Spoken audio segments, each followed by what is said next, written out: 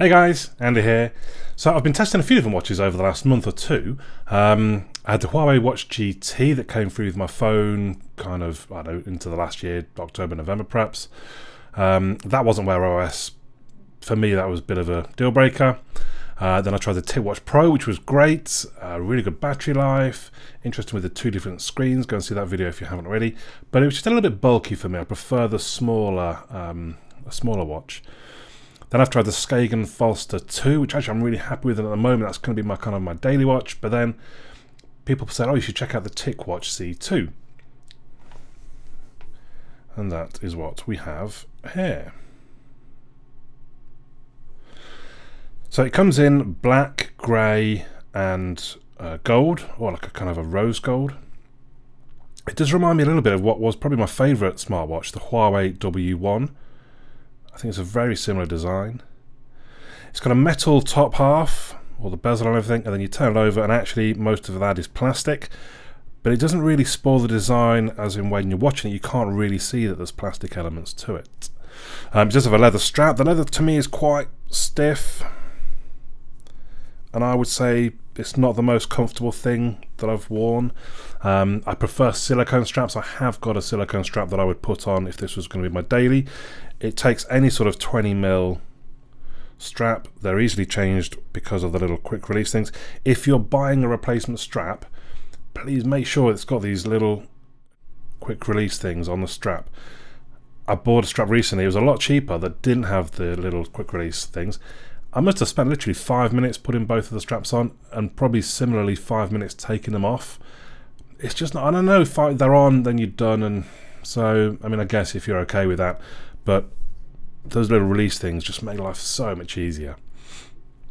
You'll notice it comes with two buttons. One of them is a power button, one of them is a programmable button, which at the moment will launch Google Fit. The other one is the standard sort of power button, in that it brings up your apps or takes you back to the watch face. The actual hardware, it's kind of, I think I mentioned the unboxing, there's like a cookie cutter sort of Qualcomm Snapdragon 2100. It's got 4 gig of storage and half a gig of RAM, which all of them seem to have. Well, most of them seem to have. But it does have NFC, which at the price that we're paying here, which is £180, is pretty good. That means you can use Google Pay. On this particular watch, I didn't use Google Pay. I didn't bother setting it up really, just to check that it worked. So I'm going to trust that they say it does. I'm going to trust that it does, basically, I suppose. It has GPS, which again is quite good for a wristwatch of this price. I didn't really get to use that. I didn't really have any sort of need to use it, I suppose, in some ways. I have read comment that it's a little bit slow to lock, but just the fact that it's got it is pretty good. It also has a heart rate monitor, which is what all these sensors are in the back here. Again, generally the heart rate monitor, it seemed okay. It seemed a little bit erratic, so I was on the exercise bike cycling away, and when I checked my heart rate after, there's just a few times where it kind of dropped down, jumped up and dropped down. Only a few times. It wouldn't really be a concern. It was a little slower getting a heart rate than some sensors can be. So I guess it's probably not a sort of, I don't know, like a premium heart rate sensor. I don't know if they've cut some corners there to save on the costs. Also software related, when you take your heart rate, it doesn't kind of show you at the end like a big text 86 or whatever. It just adds it to the list of the different heart rates. You're going to go kind of scroll. Well, I mean, it's at the top there, but it seems a little bit weird. And I don't know if that's a Wear OS thing, because other watches, I'm sure it does show me the heart rate at the end. So I don't know if that's kind of their own part of the software that's kind of failed or just not very good. On the plus side again though, it is IP68 certified, so you'll be fine kind of in the shower or in the rain. Probably shouldn't swim with it, I don't think, but at least, you know, IP68 is a reasonable certification. It doesn't have a compass and it doesn't have a speaker, so some people may want to be able to answer calls on their watch. You can't do that with this one. Google Assistant will not talk back to you, there's no speaker. But generally the hardware for a 180, yeah, I mean, it's kind of what you would expect, I suppose. The screen itself is a 1.3-inch OLED, although I did read somewhere they said it was Super AMOLED, but I'm sure the spec sheet is advanced OLED. It's 360 by 360. Again, fairly standard. There's no ambient light sensor though, so you have to set the brightness yourself in the settings. It defaulted to 2, and I realised as I was outside that's really not very visible at all, so I kind of went in and cranked it up to 5. Massive big difference. You could clearly see it outside, but obviously you're going to burn through battery quicker. So I dropped it back down to 4. I thought that'll do. It seemed, you know, I was still very visible outdoors in the sort of sunshine, and it'll give me a little bit better battery life, which we'll come to very shortly.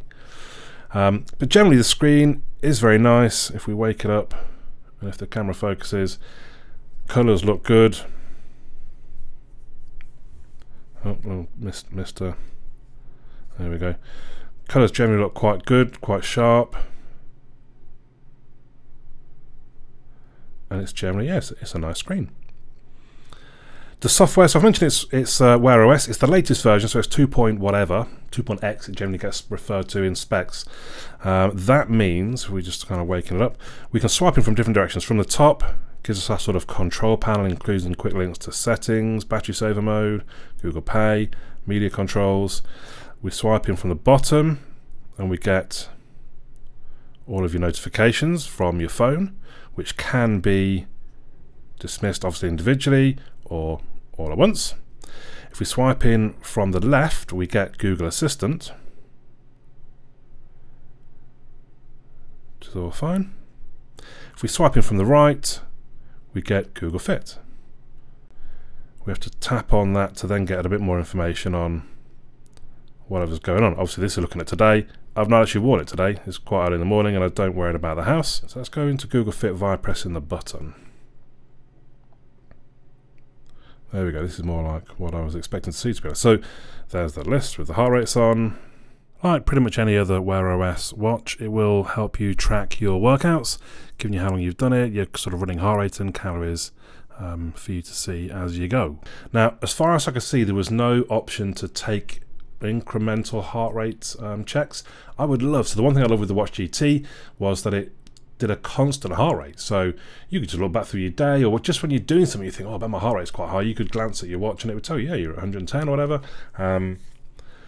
The other watches will take periodic heart rates, like every 20 minutes.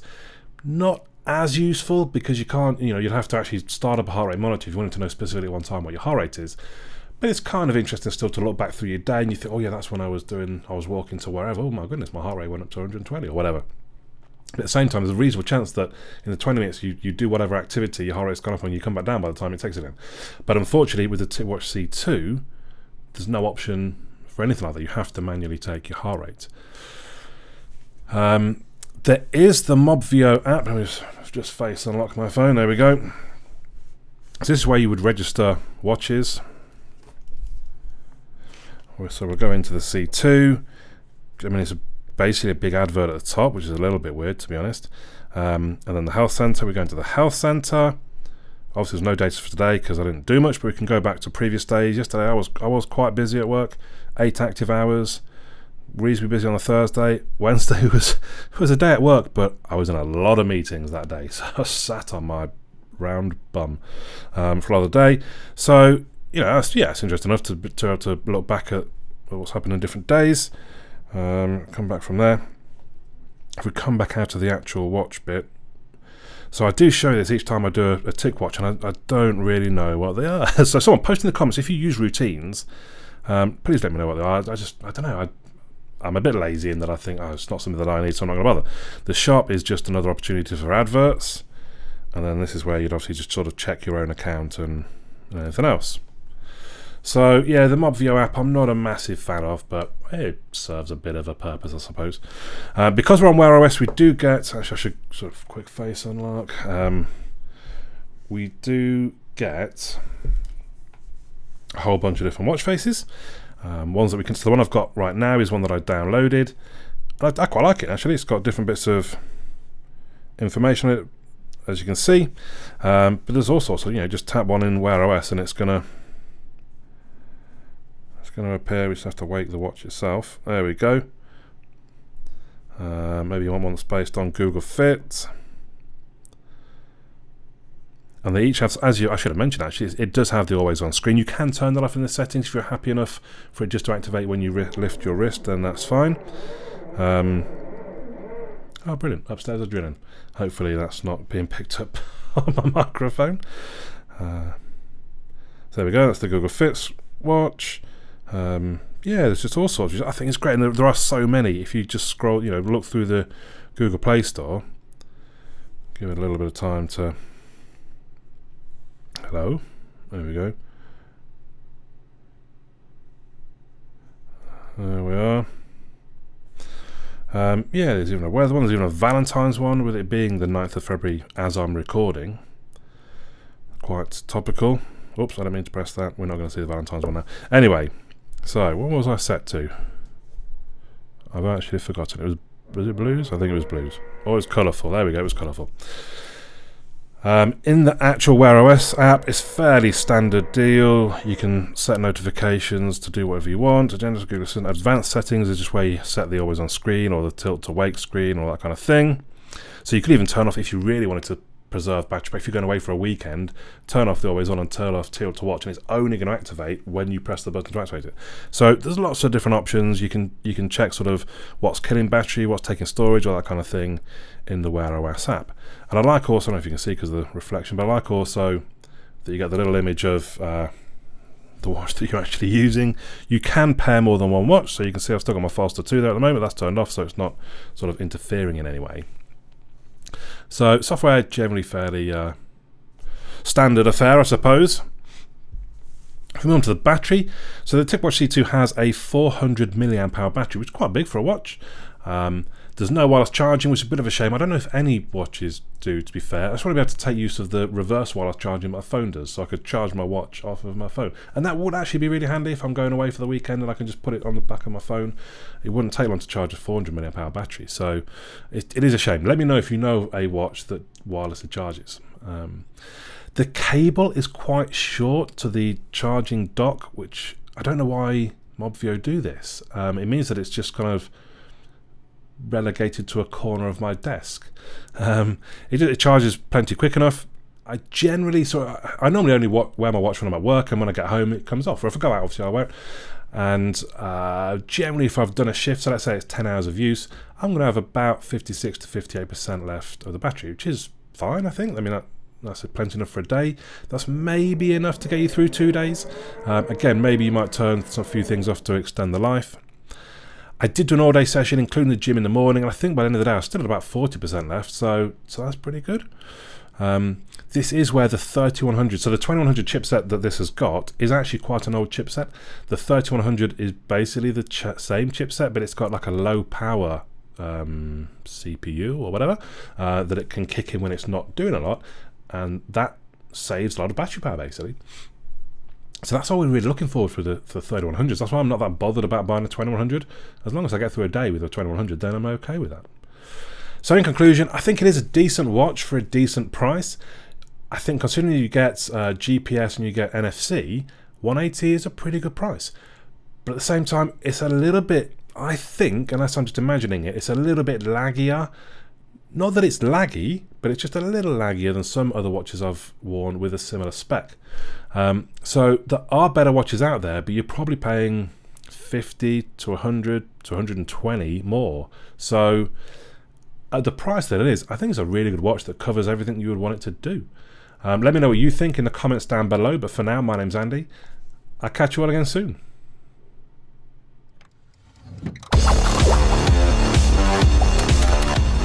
Well done, and thank you for making it to the end of the video. Hopefully you enjoyed it. If you did, you might want to click the little fellow that should hopefully appear about here to subscribe. You may also want to check out some of my other videos, which are going to appear somewhere there. Also, come and have a look at my website, androidandy.uk. There is also a forum. Come and say hello on the forum if you've got any questions about things, or request me to review things, or anything else. Just come and have a chat on the forum.